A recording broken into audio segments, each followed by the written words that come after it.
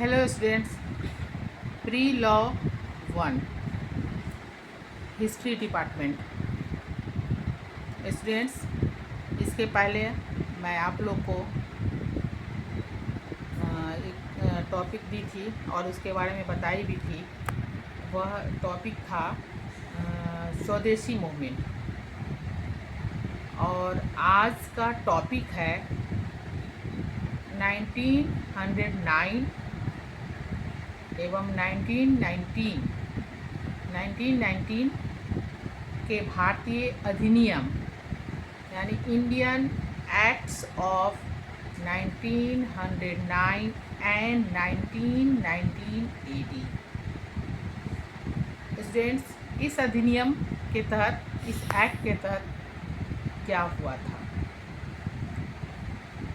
तो फिर मैं देखती हूँ कि एक एक्ट पास किया गया था। वह Morley Minto reforms act, Morley Minto सुधार अधिनियम। यह क्या, कब यह एक्ट पास हुआ और इसके पहले जो एक्ट बना, क्या उससे भारत की जनता संतोष थे या संतोष की भावना थी, यह हम देखते हैं। तो भारतीय संवैधानिक व्यवस्था में परिवर्तन हुआ। वह 1909 में एक अधिनियम पारित किया गया जिसे मार्ले मिंटो सुधार अधिनियम कहा जाता है। यह एक्ट पारित हुआ, यह एक्ट पास किया गया जो मार्ले मिंटो सुधार अधिनियम के नाम से जाना जाता है। इस अधिनियम का भारतीय संवैधानिक एवं राजनीतिक इतिहास में अत्यधिक महत्व है।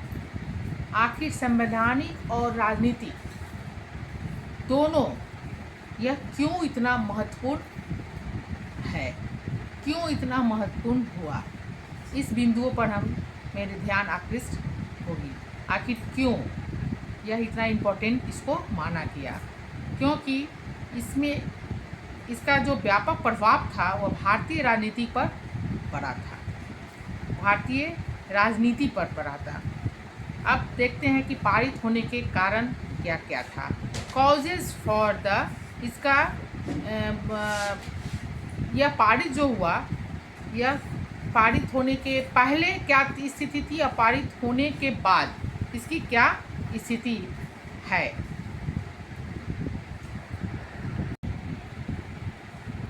तो स्टूडेंट्स, पारित होने के कारण यानी कॉजेज फॉर इट्स एंड एक्टमेंट्स, यानी यह क्या था। तो मार्ले मिंटो सुधार अधिनियम 1909 को पारित किए जाने के लिए अनेक कारण उत्तरदायी थे, जिसके कुछ प्रमुख कारण निम्नलिखित हैं। अब कुछ प्रमुख कारण क्या क्या था, तो फर्स्ट कॉजेज हम देखते हैं कि 1892 यानी 1892 ईस्वी के अधिनियम के प्रति असंतोष, disconnected due to the act of 1892। तो 1892 का यह अधिनियम पारित का असंतोष की भाव, इससे मैं पहले भी बताया कि आखिर 1919 के मार्ले मिंटो अधिनियम पारित होने से पहले जो अधिनियम बना उससे भारत के जनता में असंतोष की भावना क्यों फैल गई थी, कुछ तो कारण जरूर रहा होगा। तो यह कारण अब उभर के आ रहा है आपके सामने में कि 1909 में जो मार्ले मिंटो जो सुधार हुआ था, उसके पारित किए जाने से पहले जो 1992 के अधिनियम द्वारा जनता की अपेक्षाओं को सरकार पूरा न कर सकी, जो बना था कानून कि यह सब होगा, तो वह जनता, सरकार यह फॉलो नहीं कर पाया, जिससे जनता के बीच में असंतोष की भावना फैल गई। इस अधिनियम में बहुत सारे डिमेरिट थे, अनेक दोष थे। दोष क्या था? उदाहरण आप देखिए कि अप्रत्यक्ष चुनाव पद्धति, प्रांतों में केंद्र का अत्यधिक हस्तक्षेप, प्रांतों में केंद्र का ज़्यादा हस्तक्षेप था, भारतीयों को प्रतिनिधि प्रदान नहीं किया गया था और भारतीयों को प्रतिनिधि प्रदान नहीं किया गया था। भारतीय जनता और कांग्रेस इन बातों का विरोध कर रही थी। भारतीय जनता और कांग्रेस दोनों इस बातों का विरोध कर रही थी। उन्होंने सरकार के विरुद्ध अनेक आंदोलन भी किए। अतः सरकार ने 1909 ईस्वी में यह अधिनियम पारित किया। तो पहला आपने देखा, पहला पॉइंट था 1892 ईस्वी के अधिनियम के प्रति असंतोष की भावना। जो कमिटमेंट सरकार ने किया उसे वह पूरा नहीं कर सका, जिससे भारतीय जनता के प्रति आक्रोश की भावना फैल गई और वह फिर दूसरा अधिनियम बनाने के लिए दबाव देना शुरू कर दिया, जो कि भारतीय जनता और कांग्रेस दोनों ने बहुत सारे आंदोलन भी बीच में किए। उसके बाद सरकार ने 1909 में यह अधिनियम पारित किया। तो पहला पॉइंट हो गया। दूसरा हम देखते हैं भारतीयों की दयनीय स्थिति, यानी भारत की जनता की दयनीय स्थिति हो गई थी। तो यह दैनिक स्थिति क्या थी? तो 1892 ईस्वी में के जो यह अधिनियम बना था, तो यहाँ की जनता जो था, जनसाधारण त्रस्त हो गया था। उसी समय अनेक क्यों त्रस्त हो गया था, दयनीय स्थिति क्यों हो गई थी? कुछ तो कारण जरूर रहा होगा।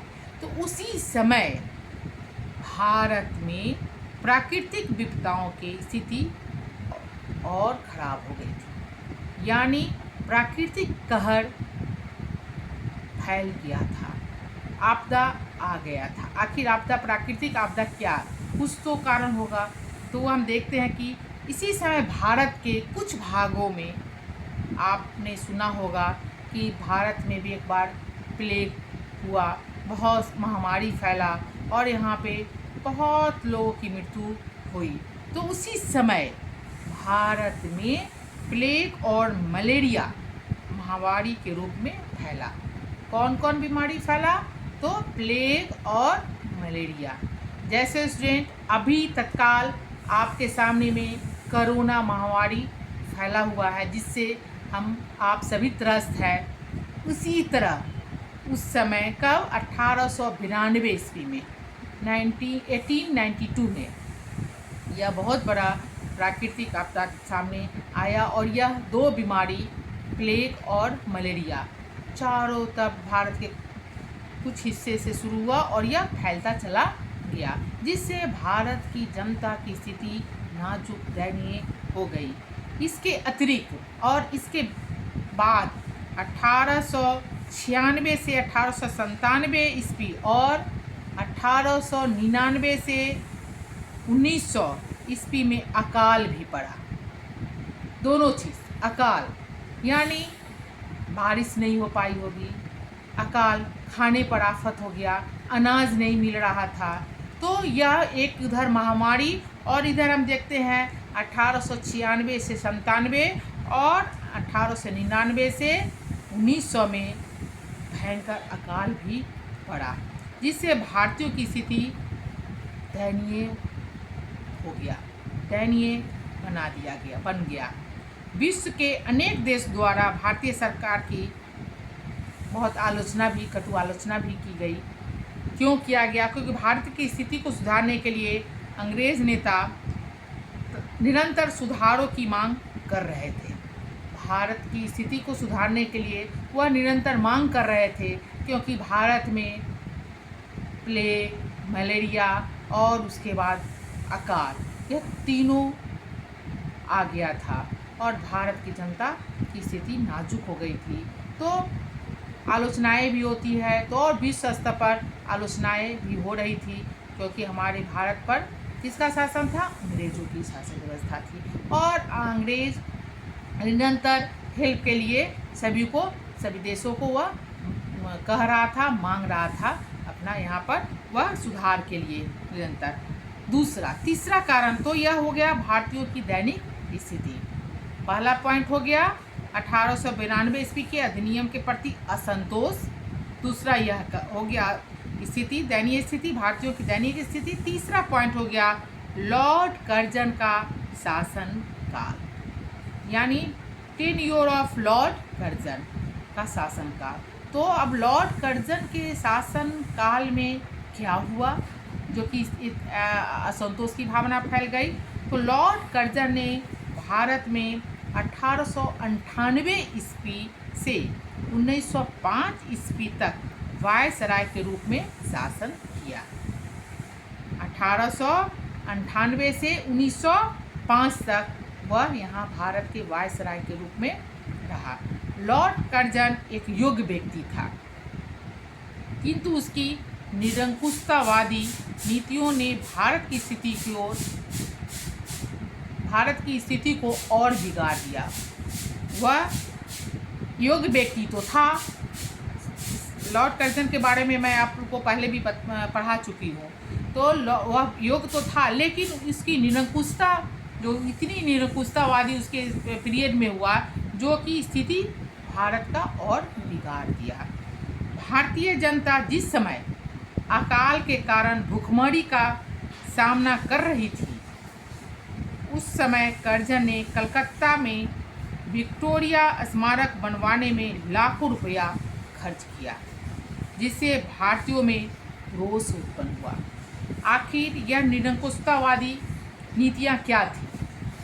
जिस समय हमारे देश में भुखमरियों की स्थिति थी, अकाल पड़ गया था, जनता खाने पर आफत था, और वह उतने लागत में कलकत्ता के विक्टोरिया स्मारक में लाखों रुपया लगा के वह स्मारक बनवा रहा था। तो स्वाभाविक है कि जब खाने पर, पेट पर सवाल आता है, यहाँ भूखे लोग, जनता, यहाँ भारत की जनता मर रहे थे, कहर फैल गया था, और वह वहाँ पे अपना एक स्मारक बनवा रहा है। तो इससे क्या हुआ कि भारतीय जनता में रोष बहुत ज़्यादा उत्पन्न हो गया कि हम भूखे मर रहे हैं, और वह जो है वह कलकत्ता के विक्टोरिया स्मारक बनवाने में लाखों रुपया बहा रहा है। यह जनता पे खर्च करना चाहिए। जनता की भूख की स्थिति, जो नाजुक भूखे जनता मर रहा था, उसे जनता को हेल्प करना चाहिए, वह ऐसा नहीं किया लॉर्ड कर्जन। उसके शासनकाल में कुछ स्थानों पर भूमिकर जो 25% बढ़ा दिया गया। जो पहले था उससे ज़्यादा यह 25% यह कर को बढ़ा दिया। तो इससे भी जनता बहुत दुखी हो गया कि यहाँ इनकम है नहीं, हम खाने के ललायत हैं, लेकिन हमें जो यह कर है, इस कर को तो किसी भी हाल में देना है। तो लॉर्ड कर्जन ने यह भी जनता के साथ बहुत खराब व्यवहार किया। एक ओर अकाल के कारण भूखे मरने की स्थिति, दूसरी ओर भूमिकर का बढ़ाया जाना क्या चीज़, कर, और जनता के आंदोलन करने के लिए प्रेरित करना पड़ा। वह यह जो भी किया, एक तरफ वह कर बढ़ा दिया, दूसरा वह भूखे मरने की स्थिति में था, तो यह आंदोलन करने के लिए प्रेरित करना था। यानी आप मजबूर कर रहे हो कि जनता आंदोलन करे। उसके शासन काल में साम्राज्यवादी प्रवृत्तियां बढ़ी तथा नौकरशाही के प्रति पक्षपात ने सरकार और जनता के बीच की दूरी को बढ़ाया। सरकार यह दोनों के बीच की दूरी को बढ़ा दिया।